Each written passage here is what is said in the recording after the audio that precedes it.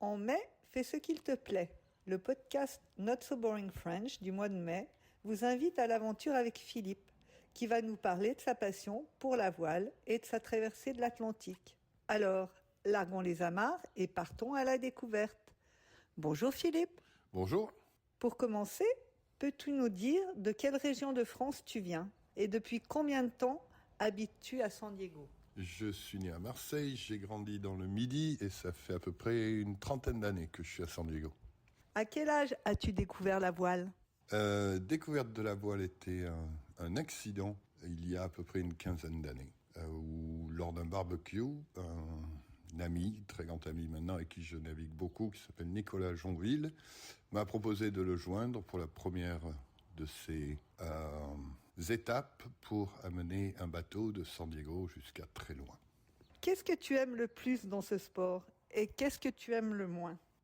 Je ne sais pas si c'est un sport, mais être sur l'eau avec des gens, naviguer, regarder les cartes, regarder le temps, regarder l'horizon, m'inspire, me plaît beaucoup. Je crois qu'il n'y a pas grand-chose que j'aime pas, peut-être le mauvais temps.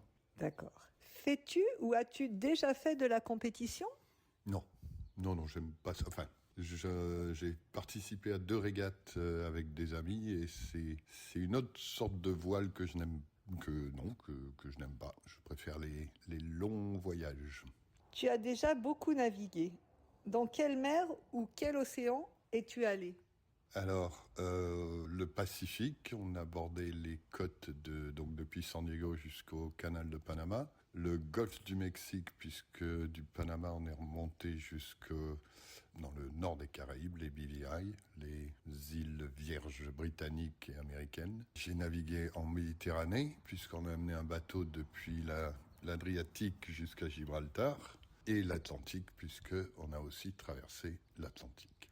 Justement, en février 2025, tu as traversé l'Atlantique en voilier avec 3 autres personnes. Quels étaient tes sentiments avant ce grand défi ? Je crois qu'on avait pas mal navigué ensemble avec Nico. Je ne sais pas, je crois qu'il y avait un peu d'inconscience, d'appréhension, mais de se dire qu'on va traverser l'Atlantique, quoi. C'est quelque chose. Tous les gens qui font de la voile n'ont pas eu l'opportunité, j'avais celle-là. Ok, donc tu étais très content ? Avant de partir ou Oui. Quand on l'a fait? Avant de partir, oui, excité quand même. Ça excité, mais inconscient. Enthousiaste. Enthousiaste. Peux-tu expliquer à nos auditeurs comment on prépare une navigation aussi longue ? Dans la tête, je crois qu'on sait qu'on part pour minimum 15 jours, peut-être 3 semaines, que tout peut arriver. Mais on a un super bateau, on avait un super équipage, on avait confiance les uns dans les autres, on avait confiance dans le bateau, dans le capitaine. C'était juste chacun a son boulot à faire et tant qu'on le fait bien, il n'y a pas de raison que ça se passe mal.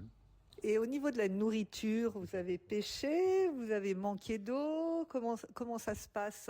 Alors, pour revenir à la préparation, j'ai eu la chance de naviguer avec des gens qui, à mon avis, ont fait un super boulot de planifier les repas. 2 autres Français qui sont des grands chefs cuisiniers à mon goût, parce qu'on s'est fait des quiches, des crumbles, des super repas tous les jours, à midi et le soir. On a toujours réussi à pêcher dans le Pacifique et on n'a jamais pêché un seul poisson en Méditerranée, ni dans l'Atlantique. Donc heureusement qu'on avait bien préparé les courses. Il nous a manqué de rien, il nous a manqué ni d'eau ni rien.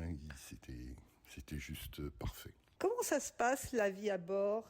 Est-ce qu'il y a une routine ? Comment se passe la vie à bord ? Elle s'installe. Je pense pas qu'on la prépare. Chacun trouve sa place. Je crois qu'on avait tous les 3 équipiers, un souci majeur, c'est de garder notre capitaine dans les meilleures conditions. Nico est quelqu'un qui oublie parfois de se reposer et on faisait tout pour qu'il dorme le plus possible. Donc par exemple les quarts de nuit, à la fin du repas du soir, on savait qu'on laissait Nico faire le quart du matin le plus tard possible et nous on se partageait les 3 quarts de la nuit en fonction de notre état de fatigue, de notre envie, de notre énergie du moment. Ça changeait régulièrement, sachant que le premier quart est facile, les 2 quarts de nuit au milieu sont un peu plus difficiles, donc on va dire à tour de rôle en fonction.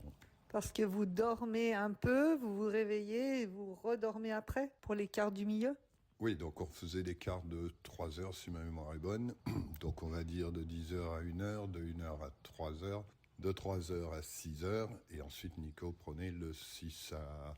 Après tout le monde se réveille. Et, oui, donc pendant 3 heures, on est tout seul en charge du bateau, des éléments, des instruments et de vérifier que tout va bien. C'est surtout d'avoir quelqu'un de réveillé qui est prêt à être actif. Si quelque chose se passe, de toute façon, on réveille tout le monde.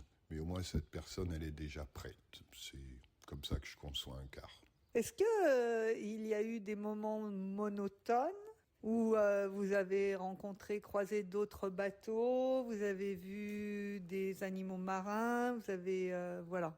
J'ai du mal à décrire pourquoi j'aime la voile, à part peut-être ces moments de contemplation. Donc, vous voyez, être tout seul sur un quart de nuit pendant 3 heures, on écoute de la musique, on regarde les étoiles et je m'ennuie jamais. Je m'ennuie jamais sur un bateau.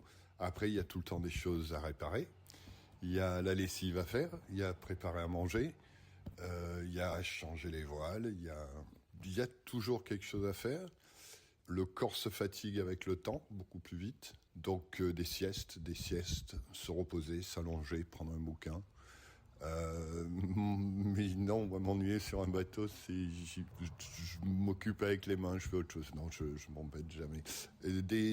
Non, des poissons, non, on n'a vraiment pas vu grand-chose que je me souvienne. Et nous avons croisé qu'un seul bateau, qui était un catamaran. Un seul bateau, et pour la petite histoire, ce qui est extraordinaire, c'est que donc on s'est pris en photo mutuellement, et que quelques mois après la traversée, lors d'un dîner entre amis à San Diego, un des amis que je connaissais à peine s'avérait être sur le bateau d'en face, et il m'a montré les photos qu'il a pris de nous, et je lui ai montré les photos qu'on a pris de lui. Donc le seul bateau qu'on ait vu, et je retrouve un des équipiers à San Diego. Incroyable comme histoire. Avez-vous rencontré des tempêtes ou des difficultés ? Des tempêtes, non. On a eu très beau temps, mais ça, c'est parce que justement, je crois qu'on a été bien préparés. On était partis au bon moment, sur un bon bateau. On a attrapé les alizés. Les alizés sont le vent du milieu de l'Afrique et qui remonte sur les Caraïbes. Et on a eu du mal à les attraper un peu au début, puis quand on les a eus, ensuite on a eu du super temps. Des difficultés, ben oui, parce que quand un bateau navigue 15 jours non-stop, les lignes s'usent, les voiles s'usent, la plomberie du bateau s'use, donc il faut réparer, renforcer, boucher, coudre. On a déchiré le spinnaker au bout de 3 jours. Et j'ai essayé de le recoudre pendant la traversée, ça m'a aussi occupé, ça permet de pas... mais c'est assez compliqué sur un bateau d'essayer de recoudre une voile entière, puisque tout le haut, toute la tête du spinnaker était cassée. Donc j'ai réussi quelque chose, puisqu'on a réussi à s'en resservir encore pendant 1 journée et demie, et puis il a recassé, mes coutures n'ont pas tenu. Mais bon, voilà, pendant 1 jour et demi, on a pu au moins remettre le spinnaker. Quelle aventure. Oui. Alors, qu'as-tu ressenti quand tu as vu la Terre après tous ces jours de grand bleu en mer ? Il se trouve que j'ai été pris par le travail, puisque sur ce bateau, j'avais l'opportunité de continuer à travailler. Et il y a eu une urgence au boulot, des urgences dans mon travail, je suis obligé de les prendre, qui a duré plus de 24 heures. Donc je ne peux pas vous dire quand est-ce qu'on a vu la Terre pour la première fois. Moi, je l'ai sorti, j'étais épuisé d'avoir travaillé sur mon ordi pendant 24 heures. Bon, on est content, on sait qu'on est arrivé. Ça faisait 3 jours qu'on mesurait les distances et qu'on se disait, ça y est, on se rapproche, ça y est, on l'a fait, le plus dur est derrière nous. Donc voilà, je ne me souviens pas de quand j'ai vu la Terre pour la première fois. Ça peut être un peu frustrant peut-être. Aujourd'hui, comment te sens-tu après cette expérience extraordinaire ? Et c'est pas extraordinaire, puisqu'on a, comme on disait plus tôt, je crois, j'ai beaucoup navigué avec Nico, on a fait beaucoup de kilomètres. Celle-là, c'est la plus grande sans voir la Terre.